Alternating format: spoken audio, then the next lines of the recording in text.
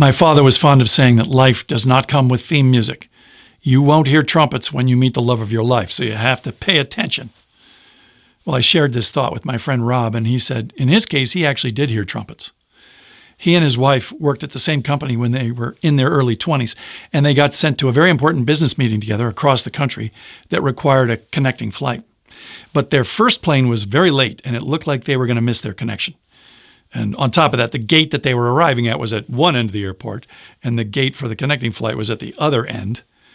And there was a little over 3/4 of a mile between, and they had 6 minutes to cover that distance. And on top of that, the docking ramp was taking its sweet time locking into place, and so he said to her he didn't think they were going to make it. And she got this look on her face like, well, whether we make it or not, we are sure going to try. Listen, when they pop that door, you hit the gas, and no matter what, go the distance.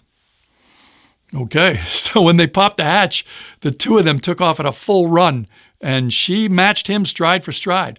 And about halfway to the gate, they ran past an airport bar that was playing the movie Rocky, and the theme song was matching their pace, the trumpets. And he looked over at his future wife as they're running along, and instead of worrying whether they were going to make their connection or not, all he was thinking was, I would rather die than let this woman down. So they made it with about 15 seconds to spare. And as they were settling into their seats, he asked her if she had a boyfriend. And she said, yeah, a pretty serious one. And he said, well, it's just as well, because if you didn't, there was a good chance I was going to propose to you on this plane. And a few years went by, and the movie Rocky came on.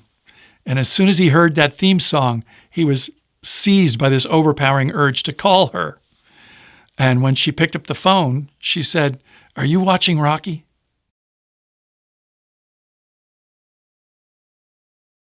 They've been married for over 20 years. Well, that's not the way he puts it. He says they've been teammates for 20 years.